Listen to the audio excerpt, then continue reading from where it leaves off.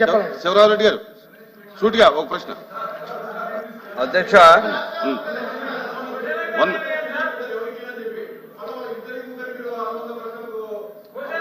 అయిపోయి అంటే లక్ష్మణ్ వినండి వినండి వినండి నేను కరెక్టే, అందరూ అడిగింది మీరు ఒక్కడే. వినండి వినండి సిగ్నేటరీ అయినా కూడా మీరు ఎలా చేయలేదు. 1 minute అండి. ఇప్పుడు రామగోపాల్ రెడ్డి గారు సిగ్నేటరీ ఇందులో. వినండి వినండి వినండి సార్, నేను చెప్తాను శ్రీకాంత్ విను. అందులో సిగ్నేటరీ ఓన్ రామగోపాల్ రెడ్డి గారు. మనం శ్రీకాంత్ అడిగాడు, ఆయన రిలేటెడ్ ఎడ్యుకేషన్ ఇన్స్టిట్యూషన్ ఉంది కాబట్టి నేను బాగుంటుందని చెప్పి ఇచ్చా. దాన్ని ఆసరాగా తీసుకుని వాళ్ళు కూడా అడిగారు. లక్ష్మణరావు గారు కూడా ఎడ్యుకేషన్ గురించి మాట్లాడతారు కాబట్టి ఆయన కూడా ఇచ్చా. అంటే ఎడ్యుకేషన్లో కొంచెం అవుట్పుట్ వస్తుందనే ఉద్దేశంతో ఇచ్చాం తప్ప ఇదేమీ కాదు.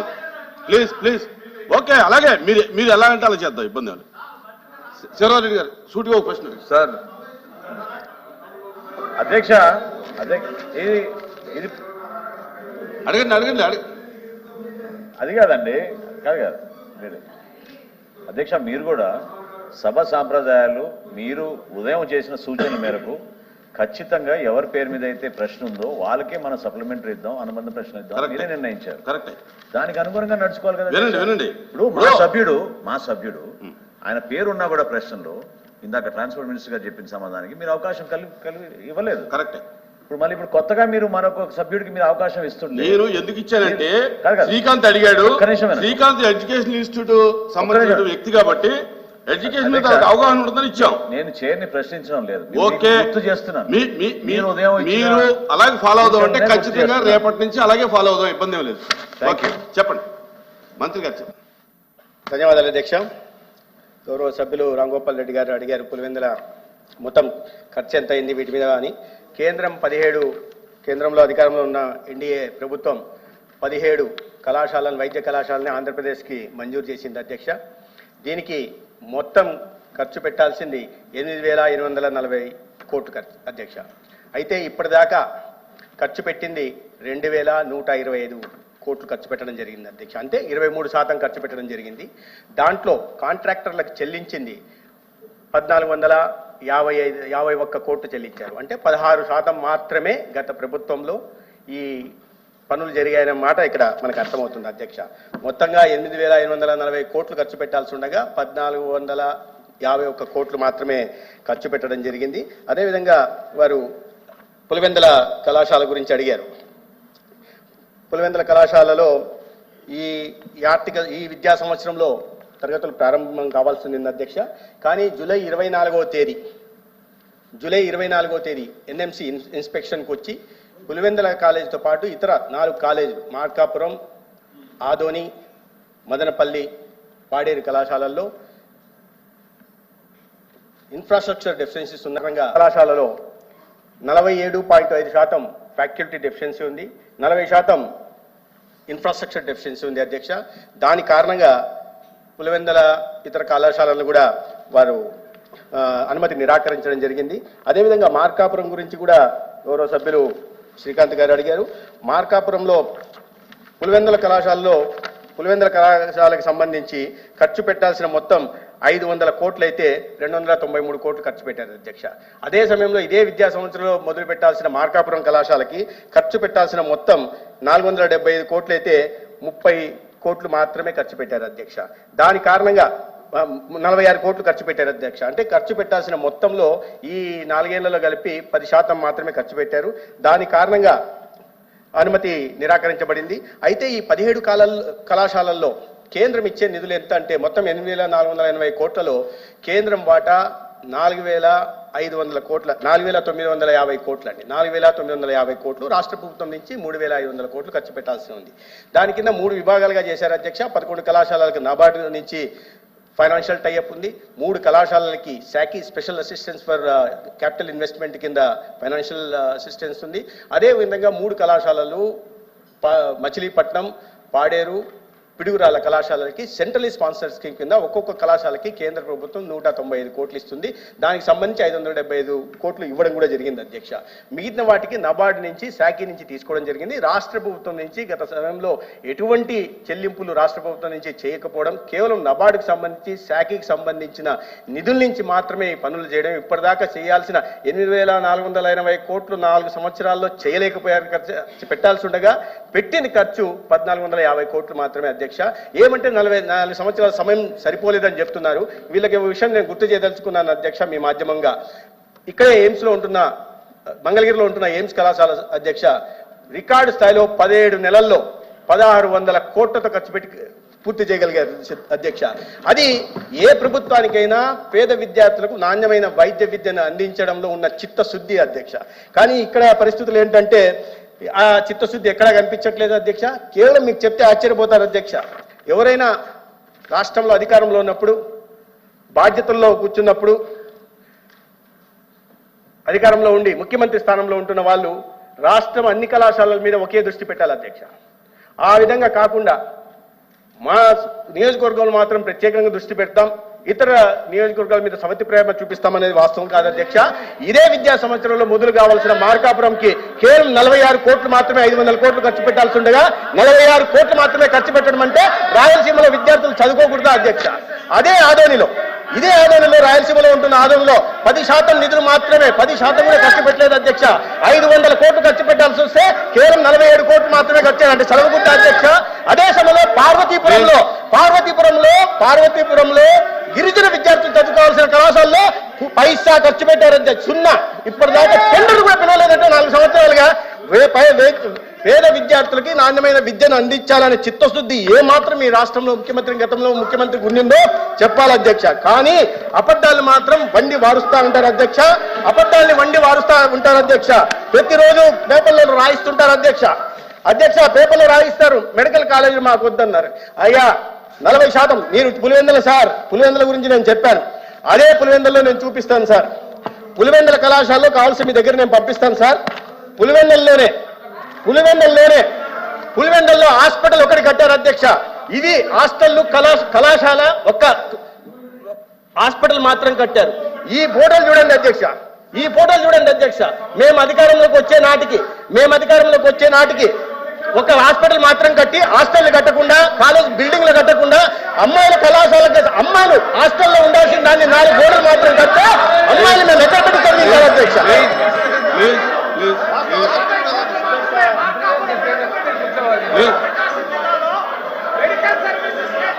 అధ్యక్ష 70% బోధనా సిబ్బంది లేకుండా, 70% బోధనా సిబ్బంది లేకుండా వైద్య విద్యను, నాణ్యమైన వైద్య విద్యను విద్యార్థులకు ఏ రకంగా అందించాలో చెప్పండి అధ్యక్ష.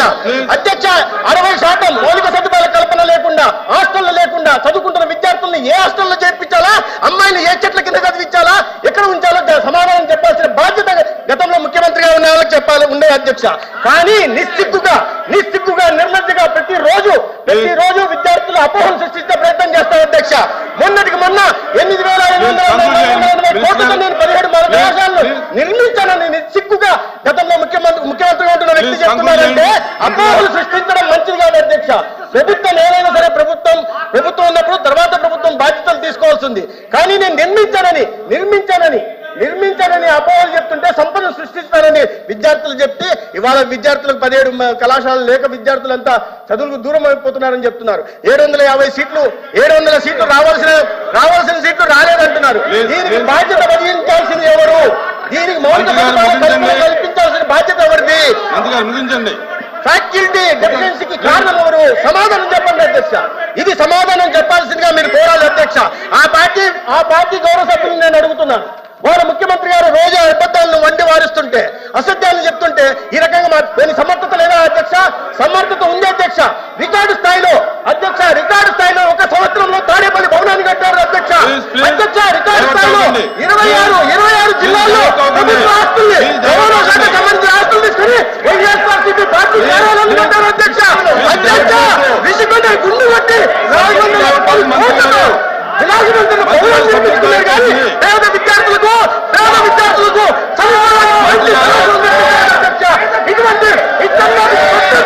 ఇటువంటి పెత్తందారు ఇవాళ అబద్ధాలు చెప్తుంటే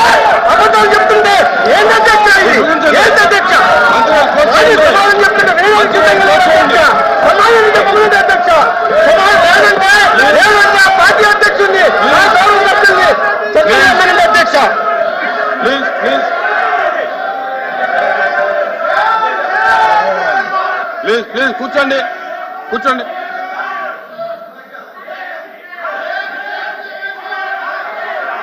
please. Question number 1355 minister for transport minister గారు. ట్రాన్స్పోర్ట్ మినిస్టర్ గారు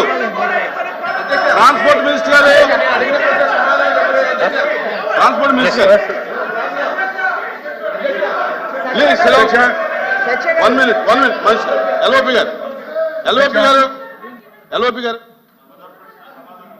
ఎల్ఓపి గారు మాట. అధ్యక్ష, ఇది ప్రశ్నోత్తర సంఘం. సభ్యులు ప్రశ్న అడిగారు, మంత్రులు వచ్చి గౌరవ మంత్రులు వచ్చి సమాధానం చెప్తూ అందులో వారు మాట్లాడుతున్న మాటలు రాజకీయ ఉపన్యాసాలు అవి చేయడం అనేది సమంజసం కాదు. ఒకటి అది వ్యక్తిగత మాట మాట్లాడి ఇంకా సమంజసం. రెండు ప్లీజ్ అచ్చినాలి. ప్లీజ్ కూర్చోమనండి. మీరు కూర్చోండి. మీరు కూడా కూర్చోండి. ప్లీజ్ మీరు కూడా సార్. అరే కూర్చోండి. శ్రీకాంత్ కూర్చోండి. అమ్మా కూర్చోండి. మీరు కూర్చోండి. మీరు కూడా కూర్చోండి. ఎల్ఓపి గారు మాట్లాడుతున్నారు. కూర్చోండి. అధ్యక్ష ఆయన అయిపోయినా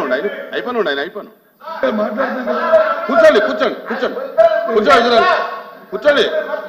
రవీంద్ర గారు కూర్చోండి. సభ్యులు అడిగిన ప్రశ్న ఏదైతే ప్రభుత్వం పెట్టిన 17 కళాశాలలు ఉన్నాయో వారి తాలూకు నిర్మాణం ఏ దశలో ఉంది, వారి తాలూకా ఆర్థిక పరిస్థితులు ఏంటి ప్రభుత్వం తాలూకా అది ఒకసారి రికార్డు చూడండి అధ్యక్ష. దాంతోపాటు అడిగింది ఏంటంటే అధ్యక్ష, ఆయన ఆల్ సభ్యులు అడిగాడు, మా సభ్యులు అడగలే. పులివెందుల కళాశాలలో దానికి సంబంధించి అడిగారు. 290 కోట్లు ఖర్చు పెడితే ఎమ్మెల్యే గారికి ఖర్చు పెట్టారు, కానీ మిగతా కళాశాలలు ఖర్చు పెట్టలేదు. ఏ పని వేగంగా జరుగుతుంటుందో, ఎక్కడైతే స్పీడ్ జరుగుతుందో అక్కడ ఖర్చు పెడతారు. అసలు ఫౌండేషన్ దగ్గర అవుతాయి ఆ కార్యక్రమాలు. అంతేగాని వ్యక్తిగతంగా మాట్లాడడం సభ్యులు తప్పుతో పట్టించడం లేదు, అందరిని ప్రోగ్ చేయడము ఈ సంప్రదాయం కాదు అధ్యక్ష. దీన్ని మేము పూర్తిగా ఏదైతే మంత్రి గారు ఇచ్చిన సమాధానానికి నిరసనగా వారు ఈ చేస్తున్న ఈ కార్యం ప్రోగ్ చేయడానికి తప్పుదో పట్టించి ప్రజలు తప్పుదో పట్టించి మంత్రి గారు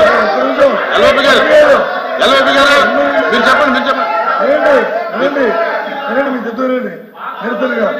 నిరసనగా సభను తప్పుదో నిరసనగా ఏదైతే రాష్ట్రంలో 17 కళాశాలలో చదువుతున్న పేద విద్యార్థుల తాలూకా అవునిచ్చారు వారికి వచ్చిన అవకాశాలని ఈ ప్రభుత్వం కావాల్సిన నేపథ్యంలో ఈ సభ నుంచి వాకౌట్ చేస్తున్నారు.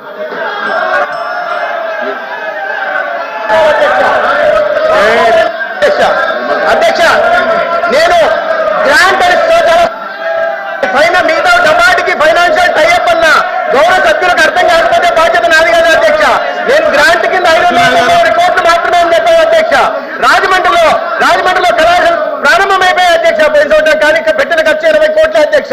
మిగతా 500 కోట్లు 420 కోట్లు ఎప్పుడు ఖర్చు పెట్టాలి అధ్యక్ష? పారిపోతే అధ్యక్ష, చర్చ పెట్టినప్పుడు ఉండాలి అధ్యక్ష. పారిపోవడం రాజకీయ పార్టీ బాధ్యత రాహిత్యం అసెంబ్లీలో. కూర్చోండి. అచ్చెన్నాయుడు గారు పట్టుకోలేకపోతున్నారు. సాక్ష్యం అంటే కావాలి. అధ్యక్ష, ప్రభుత్వం బాధ్యత ఏంటి అధ్యక్ష? వాస్తవాల్ని సమాచారాన్ని శాసనసభ ద్వారా ప్రజలకు తెలియజేయడం ప్రభుత్వం బాధ్యత అధ్యక్ష. మా మంత్రి గారు ఏం చెప్పారు? ఈ మధ్య పేపర్లో అవినీతి డబ్బుతో ఒక పేపరు టీవీ ఛానల్ పెట్టి ఉన్నది లేనట్టుగా ఎవ్రీడే 150 కోట్ల మంది మంచి అన్నా సరే ఈ పేపర్లో అది చెడ్డని వస్తుంది అధ్యక్ష. ఇప్పుడే 2 నిమిషాల ముందు ఒక డిస్కషన్ జరిగింది. దీపం 2 పథకం కింద ఒక క్వశ్చన్ వేశారు. మంత్రి గారు ఎంత చక్కగా ఎంత క్లారిటీగా అరగంట సేపు సమాధానం చెప్పారు. బయట సాక్షి టీవీలో ఏమొస్తుందంటే మా మంత్రి గారంట నీళ్లు నమిలారట. వాళ్ళు అడిగిన దానికి అసలు సమాధానమే చెప్పలేక విసిగి వేసారి కూర్చోపోయారు. ఏంటి అధ్యక్ష, ఏంటి అసలు తప్పేం మాట్లాడారు? ఈ మధ్య సీప్లేన్ నాటకాలట, మెడికల్ కాలేజీలన్నీ మేము అమ్మేసామట, పోర్ట్లన్నీ అమ్మేసామట. ఏం చెప్పారు? ముఖ్యమంత్రి బాధ్యత ఏంటి? రాష్ట్రం మొత్తం ఒకలాగా చూడాలి, రాష్ట్రంలో అన్ని ప్రాంతాలను అభివృద్ధి చేయాలి, ప్రతి ఒక్కరిని మేలు కోరాలి. ఈ రాష్ట్రంలో ఇన్ని మెడికల్ కాలేజీలు ఇచ్చారు, నీ నియోజకవర్గంలో మెడికల్ కాలేజీకి నువ్వు డబ్బులు ఖర్చు పెట్టి బిల్డింగ్ కట్టావు. ఎన్నో సంవత్సరాల నుంచి మెడికల్ కాలేజ్ లేదు, పాడేరులో ఒక మెడికల్ కాలేజ్ మంజూరు చేశావు. ఈ రోజు వరకు ఒక పైసా ఖర్చు పెట్టలేదని అడిగితే ఎందుకు తడుపుకుంటున్నారు? జీవోలు ఎవరైనా ఇస్తారు, 2 నిమిషాల్లో జీవో ఇవ్వచ్చు. జీవోలు ఇవ్వడం పెద్ద కష్టం కాదు, చిత్తశుద్ధి ఉండాలి. ఆ రోజు జీవోలు ఇచ్చి కనీసం రిక్వెస్ట్లు లేకుండా, పరిశీలన లేకుండా ఇష్టానుసారంగా మెడికల్ కాలేజీలు ఇచ్చారు. దానివల్ల ఎక్కడ భవనాలు లేవు. ఇప్పుడే మా మంత్రి గారు చెప్పారు అధ్యక్ష, ఆడపిల్లలు నీ నియోజకవర్గం మెడికల్ కాలేజీలో ఆడపిల్లలకు హాస్టల్ లేక అవసరం పడుతున్నారు. ఇవన్నీ చెప్తే ఏదో మేము తప్పు మాట్లాడుతున్నాం అంటున్నారు. దయ ఉంచి మీకు అడుగుతున్నాను అధ్యక్ష, వీళ్ళు ఇష్టానుసారంగా మాట్లాడుతున్నారు. మెడికల్ కాలేజీల గురించి ఒక పూట డిస్కషన్ పెట్టండి, బొమ్మలతో సహా. అవసరమైతే ఆయన ఎక్కడ మెడికల్ కాలేజీ కట్టాడో వీడియో అక్కడ మేము సీసీ కెమెరాలు పెట్టి కూడా ఇక్కడ చూపించాలి. మొత్తం అబద్ధాలు అధ్యక్ష. సాక్షి పేపర్ ఉందని, టీవీ ఉందని లేనిది ఉన్నట్టుగా ప్రతిరోజు రాయడమే.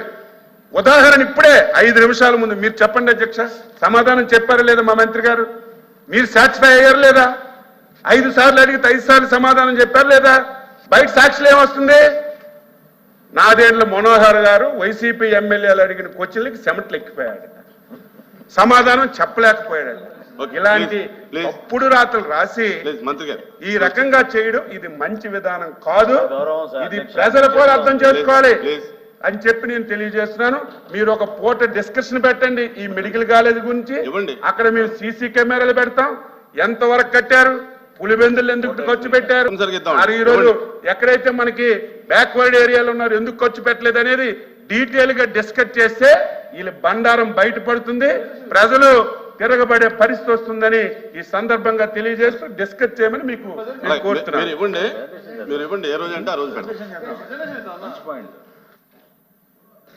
అధ్యక్ష, అసలు ఇదేదో కొత్త